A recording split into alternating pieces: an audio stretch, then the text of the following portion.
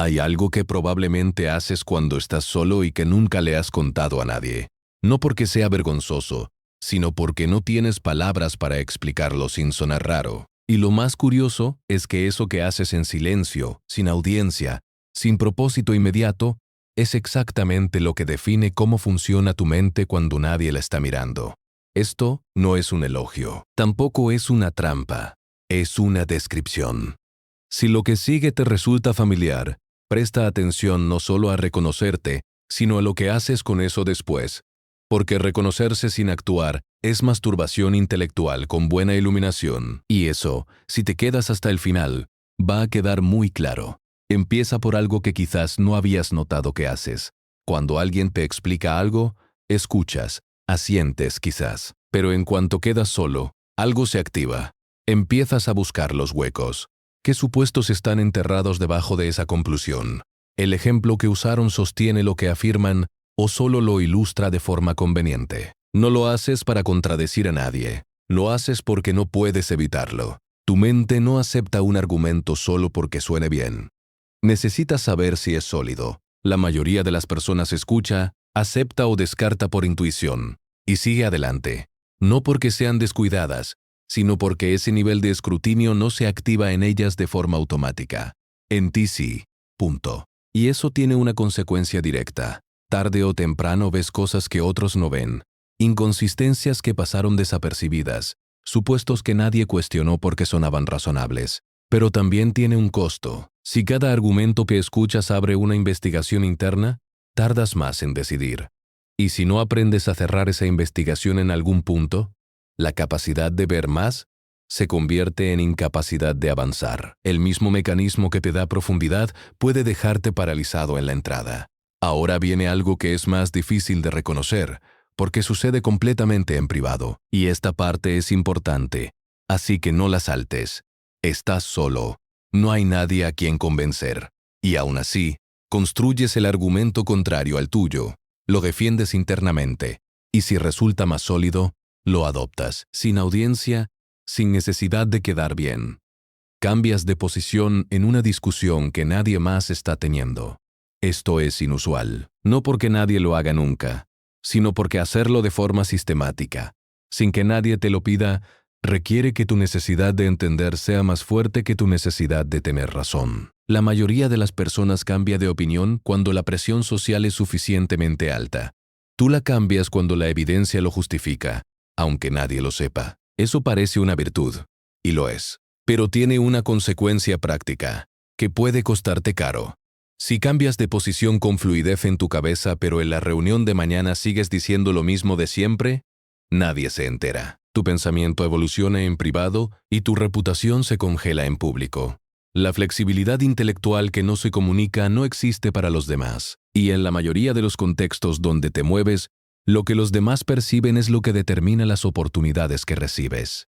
Piensa en alguien como Marcos, alguien que en cada conversación de equipo tiene la posición más matizada, la que más ha dado vueltas, la que más ha considerado el lado contrario, y sin embargo, cuando hay que tomar una decisión, nadie lo llama, no porque sea poco inteligente, sino porque nadie sabe lo que piensa hasta que ya es demasiado tarde para importar. La inteligencia que no se hace visible en el momento correcto es invisible. Hay algo relacionado que ocurre antes de que intentes resolver cualquier cosa, y que conecta directamente con esto. No vas directo a la solución. Primero te preguntas si el problema está bien definido. ¿Estamos resolviendo lo correcto? ¿O estamos resolviendo lo que es más fácil de nombrar? Probablemente esa actitud te ha generado fricciones. Llegas a una reunión donde todos quieren avanzar, y tú eres el que pregunta si la pregunta es la correcta. Te perciben como difícil, como lento, y probablemente tienes razón más veces de las que te reconocen. Si tú eres esa persona, no es terquedad, es que tu mente detecta algo real. La mayoría de los problemas mal resueltos no fallan en la solución, fallan en el diagnóstico.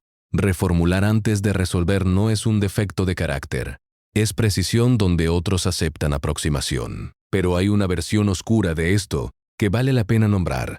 Reformular puede volverse una forma de no llegar nunca a la solución. Redefinir el problema una vez más puede sentirse como progreso cuando en realidad es postergación con vocabulario sofisticado. Si llevas semanas dándole vueltas al encuadre sin haber probado nada, el problema ya no es el problema. Eres tú. Hay otra cosa que haces, y esta es la que más define cómo aprendes. No te basta saber que algo funciona, necesitas saber por qué funciona. Si un método te da buenos resultados pero no entiendes el principio que lo sostiene, sientes una incomodidad difusa, como si algo estuviera incompleto. No es perfeccionismo, es que tu mente no separa el resultado del mecanismo que lo produce. La diferencia práctica es enorme. Imagina a alguien que aprende a negociar memorizando frases que funcionaron en un contexto específico. Cuando ese contexto cambia, las frases dejan de funcionar y no sabe por qué. Alguien que entiende qué hace que una concesión genere reciprocidad, o por qué el silencio en ciertos momentos tiene más peso que cualquier argumento, puede aplicar esa lógica en una negociación de negocios, en una conversación con su hijo, en un correo difícil. No aprendió una técnica, aprendió un principio. Y los principios viajan, pero aquí también hay una trampa. Entender puede volverse una forma de no actuar. La búsqueda del mecanismo puede convertirse en una excusa para no ejecutar hasta que todo esté completamente claro. Y en la mayoría de los dominios que importan, la claridad completa no llega antes de actuar, llega mientras actúas. Si esperas entender del todo antes de hacer, probablemente nunca hagas.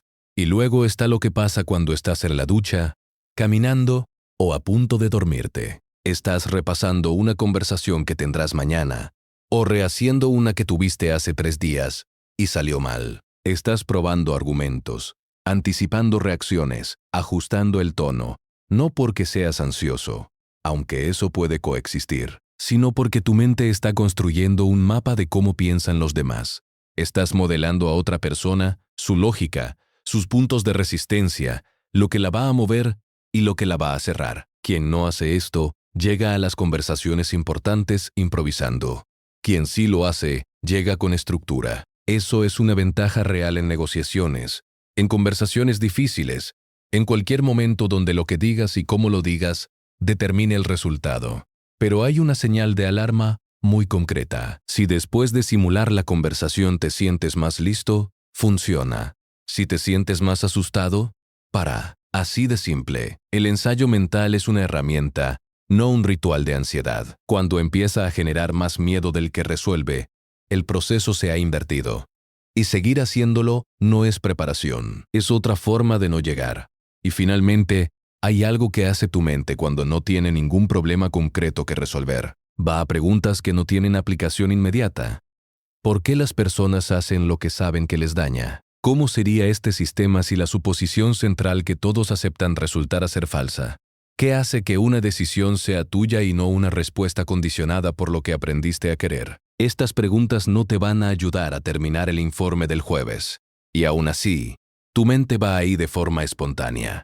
No porque estés perdiendo el tiempo, sino porque no pueden oír. Las mentes que hacen esto de forma sostenida tienden a conectar ideas de dominios que parecen no tener nada que ver, a encontrar patrones donde otros ven ruido, a generar soluciones que no son variaciones de lo que ya existe, pero hay un peligro que no suele nombrarse. Esta capacidad de exploración sin límite puede convertirse en una identidad en sí misma, la identidad del que siempre está pensando pero nunca termina nada. El explorador perpetuo que confunde el movimiento con el progreso. La exploración tiene valor real, pero solo si en algún punto aterriza en algo concreto. Si no aterriza, es un motor encendido en punto muerto. Hace ruido, consume energía y no lleva a ningún lado. ¿Por qué esto te importa a ti? Porque si reconociste la mayoría de lo que acabas de escuchar, tienes algo que no todo el mundo tiene. Pero temerlo no es suficiente. Una mente que analiza sin decidir, que reformula sin resolver, que simula sin actuar, que explora sin aterrizar, no produce nada de eso. La capacidad de procesamiento profundo sin dirección no es una ventaja. Es un motor encendido en punto muerto. Y los motores en punto muerto no te llevan a ningún sitio por mucho que suenen bien. Lo que puedes hacer hoy no es complicado. Elige una sola de las conductas que reconociste en ti. Solo una. Y durante los próximos 7 días, Úsala de forma intencional en un problema real que tengas pendiente. No la dejes operar en piloto automático. Dirígela hacia algo concreto. Y luego ven aquí a los comentarios y cuéntame cuál elegiste y qué pasó cuando la aplicaste. No qué planeas hacer. ¿Qué pasó? Eso es lo que quiero leer. Y es lo que le va a servir a alguien más que esté leyendo los comentarios preguntándose si él también puede hacerlo. Si conoces a alguien que funciona así y no sabe exactamente qué hacer con ello, comparte este video, no como un gesto vacío, sino porque la conversación que puede generar entre ustedes probablemente vale más que el video en sí. Y si quieres seguir recibiendo contenido que no te trata como si necesitaras que te aplaudan, suscríbete al canal. Nos vemos en el siguiente.